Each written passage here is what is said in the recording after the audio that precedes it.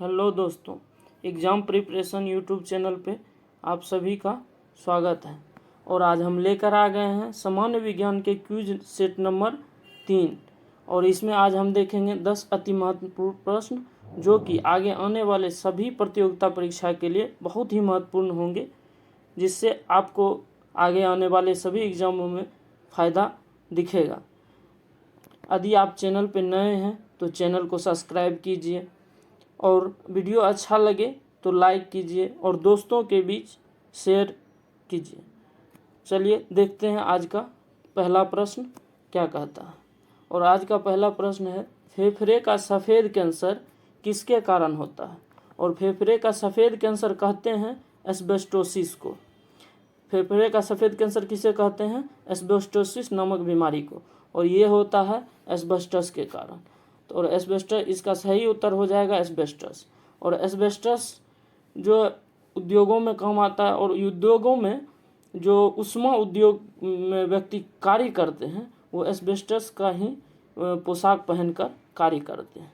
और सिलिका में सिलिकोसिस नामक बीमारी होता है। सिलिका के कारण सिलिकोसिस नामक बीमारी होता है। और एस्बेस्टस में एक और चीज़ पूछ सकता है आगे एग्जाम में, जो एस्बेस्टोसिस नामक बीमारी से कौन सा अंग प्रभावित होता है। तो इसका सही उत्तर हो जाएगा कौन? फेफड़ा इसका सही उत्तर होगा। चलिए देखते हैं आगे क्या है। अगला है इम्पोर्टेंट पॉइंट्स। इसमें है मनुष्यों में होने वाले अनुवांशिक रोग। तो मनुष्यों में अनुवांशिक रोग है उसके बारे में है। तो पहला है वर्णांधता, कलर ब्लाइंडनेस। इसमें व्यक्ति लाल और हरा के बीच अंतर स्पष्ट नहीं कर पाता है, जिससे उसे आँख से संबंधित यह बीमारी है और ये अनुवांशिक रोग है। इसका वाहक महिला होती है और यह सामान्यतः पुरुषों में दिखलाई पड़ता है। और हेमोफीलिया दूसरा है हेमोफीलिया में व्यक्ति के रक्त का थक्का नहीं जमता है। और उसके बाद है टर्नर सिंड्रोम और क्लेनीफिंटर सिंड्रोम। ये अनुवांशिक बीमारी है, जिसमें सिंड्रोम हो वो सभी के सभी अनुवांशिक रोग होते हैं। ठीक है, तो चलिए देखते हैं अगला क्वेश्चन। अगला क्वेश्चन है प्रश्न संख्या 2, निम्न में कौन सा हाइड्रोजन के समस्थानिक नहीं है। तो इसमें पूछा हाइड्रोजन के समस्थानिक कौन है। तो इसमें प्रोटियम, इसका होता है हाइड्रोजन A11, यानी कि इसमें न्यूट्रॉन नहीं होता है, न्यूट्रॉन 0 होता है।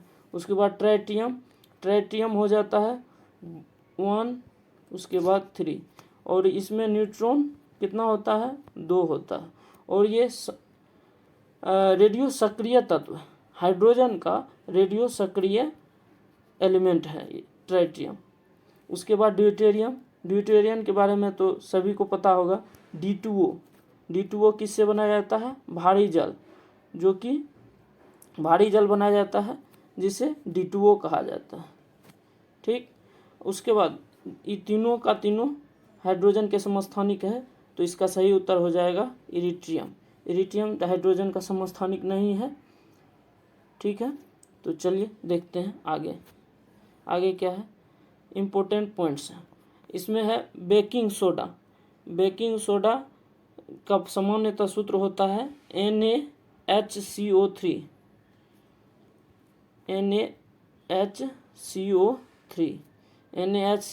इसे कहते हैं सोडियम बाइकार्बोनेट। बेकिंग सोडा कहते हैं सोडियम बाइकार्बोनेट, और इसे खाने वाला सोडा भी कहा जाता है। उसके बाद है इसी तरह है धोवन सोडा को हम कपड़ा साफ करने के में यूज में लाते हैं, और इसका सूत्र है Na2CO3 × 10H2O। धोवन सोडा को इसका सामान्य नाम है सोडियम कार्बोनेट। धोवन सोडा का नाम सोडियम कार्बोनेट, और बाय लग गया तो बेकिंग सोडा खाने के काम में आता है, और धोवन सोडा यह कपड़ा धोने के काम में आता है। उसके बाद है प्लास्टर ऑफ पेरिस का सूत्र होता है CaSO4 × ½ या इसे भी लिखा जाता है 2CaSO4 × H2O। सामान्यतः एग्जामों में प्लास्टर ऑफ पेरिस का सूत्र ही पूछ लिया जाता है, तो इसे याद रखना है। प्लास्टर ऑफ पेरिस का सूत्र क्या है? CaSO4 इंटू हाफ H2O या 2CaSO4 इंटू H2O। उसके बाद जिप्सम का सूत्र होता है CaSO4 इंटू H2O। इसका क्या होता है? CaSO4 into H2O। ठीक है, चलिए देखते हैं आगे। अगला क्वेश्चन है क्वेश्चन नंबर 3। निम्नलिखित में कौन से रंग के लिए प्रकाश का प्रकीर्णन न्यूनतम होता है? यानी कि पूछा जा रहा है इसमें प्रकाश का प्रकीर्णन किस रंग में न्यूनतम होता है? तो इसका सही उत्तर हो जाएगा लाल। लाल में प्रकाश का प्रकीर्णन बहुत ही लाल प्रकाश का प्रकीर्णन कम होता है, और जब पूछा जाए प्रकीर्णन ज़्यादा तो उसमें बैगनी का प्रकीर्णन अधिकतम होता है, और जिसका प्रकीर्णन न्यूनतम उसका तरंगदैर्घ्य अधिकतम। प्रकीर्णन जो भी प्रिज्म से जब श्वेत प्रकाश को गुजारा जाता है तो जो जितना विचलित होता है वो उसका प्रकीर्णन उतना ही ज़्यादा होता है, और जो कम विचलित होता है उसका प्रकीर्णन कम होता है। तो प्रकीर्णन सबसे ज़्यादा किसका होता है? तो बैगनी का, और सबसे कम लाल का। तो तरंगदैर्घ्य सबसे ज़्यादा किसका? तो लाल का, और सबसे कम बैगनी का। ठीक है, ओके, देखते हैं अगला क्वेश्चन। अगला क्वेश्चन है इम्पोर्टेंट पॉइंट्स। इसमें बोला जा रहा है अल्टीमीटर। अल्टीमीटर से क्या नापते हैं? उड़ते हुए विमान की ऊंचाई को मापने के काम में आता है अल्टीमीटर। उसके बाद है आमीटर। आमीटर से विद्युत धारा की तीव्रता मापते हैं। ऑडियोमीटर। ऑडियोमीटर से ध्वनि की तीव्रता। और एक होता है ओडोमीटर।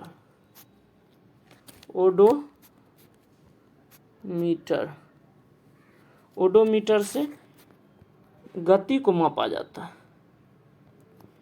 ओडोमीटर से क्या दूरी को, गति नहीं, दूरी को मापा जाता है। ओडोमीटर से क्या मापा जाता है? दूरी को। उसके बाद है एरोमीटर। एरोमीटर से वायु एवं गैस के भार तथा घनत्व को मापा जाता है। वायु एवं गैस का भार तथा घनत्व को मापा जाता है एरोमीटर से। ठीक है, चलिए देखते हैं अगला क्वेश्चन। पाचन तंत्र का कौन सा भाग HCl स्रावित करता है?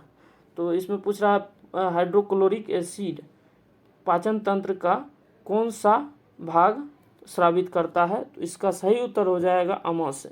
अमाशय HCl को स्रावित करता है, जो कि जठर, अमाशय से निकलने वाली जठर रस से स्रावित होता है।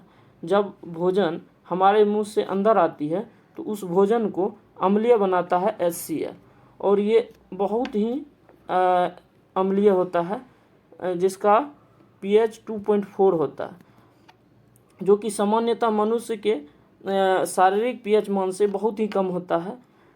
लेकिन जब अमाशय में रहता है भोजन, तब HCl उसे अम्लीय करके वहाँ पे पचाता है। उसके बाद जब छोटी आंत में जाती है तो वहाँ पे पित्त उसे क्षारीय बना देता है, जिससे वो पित्त जो होता है क्षारीय होता है, पित्ताशय से निकल करके वो छोटी आंत में उस पाचन होता है। उसके बाद अग्नाशय।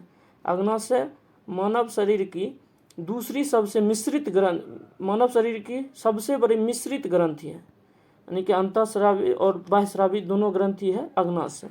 उसके बाद है यकृत। यकृत में पित्त का निर्माण होता है, और यह स्टोर कहाँ रहता है? पित्ताशय में। पित्ताशय में पित्त स्टोर रहता है और निर्माण यकृत में होता है। अग्नाशय मिश्रित ग्रंथि है, और मानव शरीर की सबसे बड़ी ग्रंथि यदि पूछा जाए तो वो यकृत होती है। मानव शरीर की सबसे बड़ी ग्रंथि कौन सी होती है? बड़ी ग्रंथि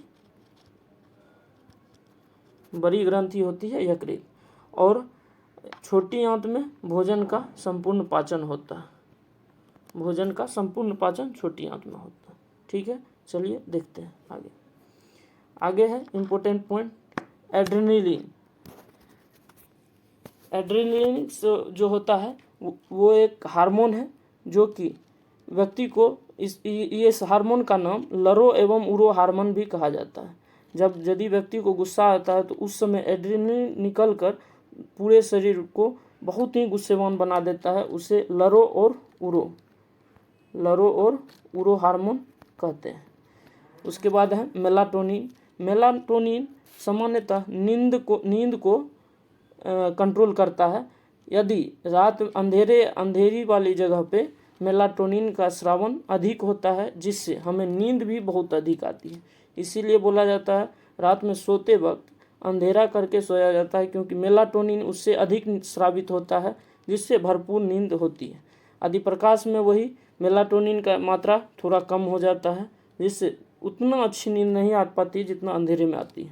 उसके बाद है ऑक्सीटोसिन। ऑक्सीटोसिन से कृत्रिम विधि द्वारा पशुओं से दूध निकालने की प्रक्रिया ऑक्सीटोसिन से ही होती है।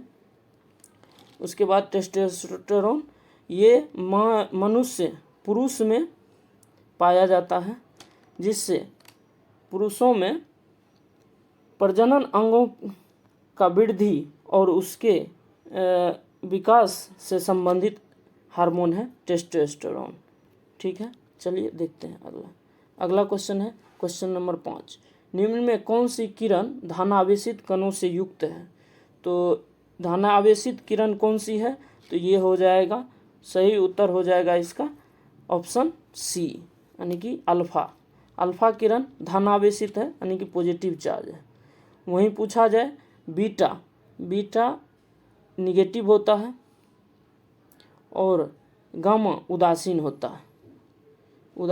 है, लेकिन गामा का वेदन शक्ति सर्वाधिक होता है। पूछा जाता है वेदन शक्ति सबसे सर्वाधिक किस किरण का होता है? तो वो होता है गामा किरण का, और ये उदासीन है। उसके बाद एक्स किरण का खोज रोंजन के द्वारा किया गया, और रोंजन को एक्स किरण की खोज के लिए 1901 में नोबेल पुरस्कार भी मिला एक्स किरण की खोज के लिए।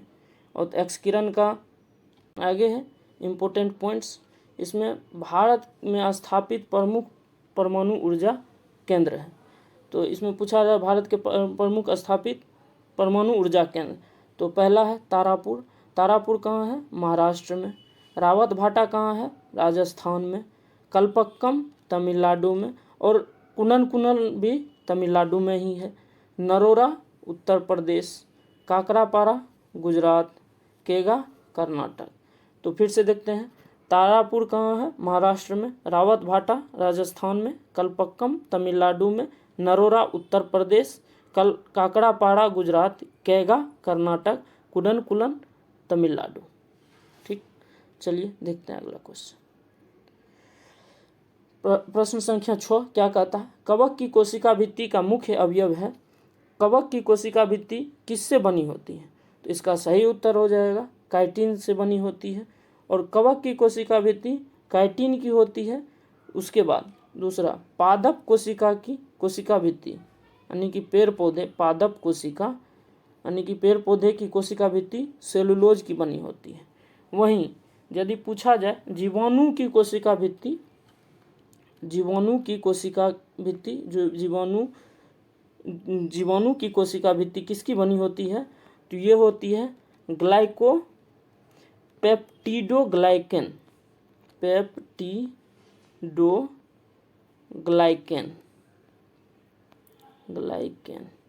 पेप्टिडोग्लाइकेन की बनी होती है जीवाणु की कोशिका भित्ति। और वहीं काइटिन, कवक की कोशिका भित्ति काइटिन, पादप कोशिका सेलुलोज, और जीवाणु की कोशिका भित्ति पेप्टिडोग्लाइकेन की। चलिए अगला क्वेश्चन, प्रश्न संख्या 7। इसमें क्या है? पटाखों से निकलने वाली हरी ज्वाला निम्न में से किसके कारण उत्पन्न होती है? तो इसका सही उत्तर हो जाएगा बेरियम के कारण पटाखों से हरी ज्वाला निकलती है। और सोडियम से पीली ज्वाला।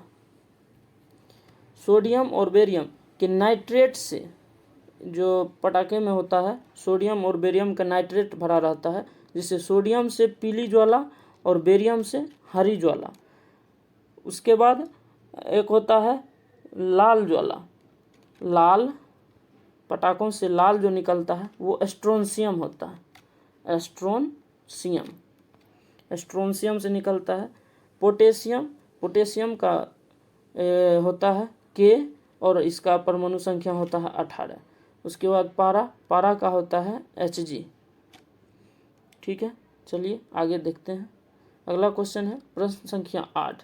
निम्नलिखित में से कौन सी प्रक्रिया वाष्प को सीधे ठोस में परिवर्तित करती है? वाष्प को सीधे ठोस में परिवर्तित कौन करती है? तो ये हो जाएगा संघनन। इसमें बोला जा रहा है वाष्प को ठोस के रूप में परिवर्तित यानी कि संघनन। उसके बाद है ऊर्ध्वपातन में ठोस से गैस और गैस से ठोस। इसमें होता है ऊर्ध्वपातन में होता है ठोस से गैस और गैस से ठोस में। उसके बाद वाष्पीकरण में पानी जो है वाष्प बन के उड़ने लगता है, इससे होता है वाष्पीकरण। इसमें ठोस यानी गैस द्रव से गैस के रूप में परिवर्तित होता है वाष्पीकरण में। ठीक है, चलिए देखते हैं अगला। टमाटर का लाल रंग लाइकोपीन के कारण होता है और इसमें है केरोटीन के कारण क्या होता है? गाजर का नारंगी रंग। उसके बाद है अगला क्वेश्चन देखिए। प्याज का लाल होना एंथोसाइनिन और लहसुन में गंध जो होता है एलाइसिन के कारण होता है। करेले के करवाहट मेमोडिरकोसाइट से के कारण होता है। लहसुन का गंध एलाइसिन के कारण होता है। मिर्च का चरपराहट कैप्सिसिन के कारण होता है। ठीक है, चलिए देखते हैं अगला और आज का लास्ट क्वेश्चन। इसमें क्या पूछा गया? धूप चश्मा के लेंस में किस कांच का प्रयोग किया होता है? धूप चश्मा के लेंस में किस कांच का प्रयोग होता है? इसका सही उत्तर हो जाएगा क्रूक्स कांच। वहीं क्राउन कांच जब पूछे, क्राउन कांच का प्रयोग चश्मे के लेंस में प्रयोग किया जाता है। चश्मे के लेंस में किसका प्रयोग किया जाता है? क्राउन कांच का। सोडा कांच का ट्यूबलाइट बनाने में। उसके बाद बोतल में और प्रयोगशाला उपकरण में। मृदु कांच बोतल सब बनाने में मृदु कांच और विंडो पेन यानी कि लिखने वाला जो पेन होता है विंडो पेन, उसमें मृदु कांच का प्रयोग किया जाता है। उसके बाद आगे देखिए, इम्पोर्टेंट पॉइंट्स दिया हुआ है। सबसे बड़ा पुष्प रेफ्लेसिया और नालडाई है। सबसे छोटा पुष्प वुल्फिया है। सबसे कठोर लकड़ी हार्डविकिया बाइनेटा है। सबसे हल्की लकड़ी कौन है? अक्रोमा लाइगोदा सल्बंस। सबसे हल्की लकड़ी कौन है? अक्रोमा लाइगोदा सल्बंस। सबसे बड़ा आवृतबीजी यूकेलिप्टस है और सबसे छोटा आवृतबीजी पौधा लेमना। ठीक है, तो आज बस इतना ही। यदि आपको वीडियो अच्छा लगा तो चैनल को सब्सक्राइब कीजिए और दोस्तों के बीच शेयर कीजिए। और यहाँ तक वीडियो देखने के लिए थैंक यू। जय हिंद, जय भारत।